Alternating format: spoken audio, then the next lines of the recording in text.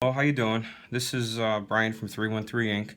We've had a lot of questions about our new spinner, the Focus, and I wanted to kind of show you what it looks like, what size it is, how it's put together, and hopefully that'll answer some questions too. But this is the spinner. It's it's machined out of solid brass. The body of it is, and the buttons are copper, and they have this dimpled effect. Also machined out of solid bar of copper. They're turned and then milled. Spinners are sold with the machine finish, but it's a very fine machine finish. We don't do any hand polishing or deburring or any type of rounding the edges on this. So what you see is coming right off the machine. A lot of thought was put into the tools and the design of the the process in order to get this finish. And I'll show you what's inside here. These unscrew. They've got a 32 pitch thread. There's a male button, and then there's a female one that's in the back side of it.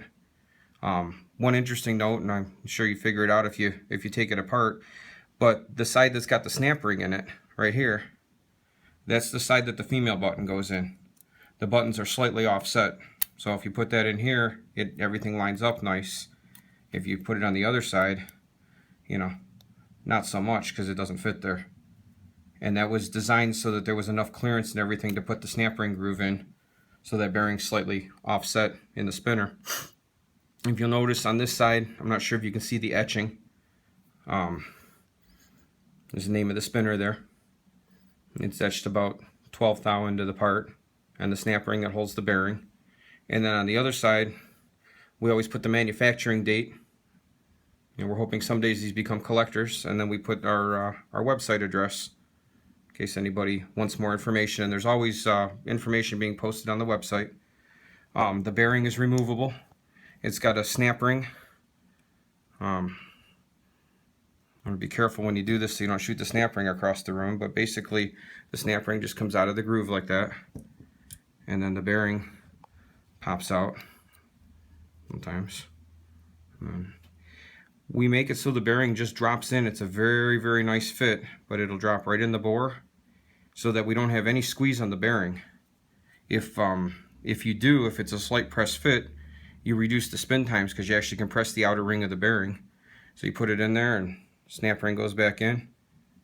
It's an all stainless bearing. I believe it's got 8 balls in here. We've done a lot of testing. That's what we found to spin the best. So bearing or snap ring goes in, female button goes in the front, and male goes in the back. I found if you just leave them hand tight, they're easier to get apart for cleaning. And there you go. They're fairly quiet. They are a bar type spinner, so you do feel a little bit of vibration in comparison to something that's all round. And to show you the size here, it's a smaller spinner. It's heavy because it's all solid, but it's a smaller spinner. It's about a little under 2 inches. If you guys are metric guys, I guess that would be about 5 centimeters.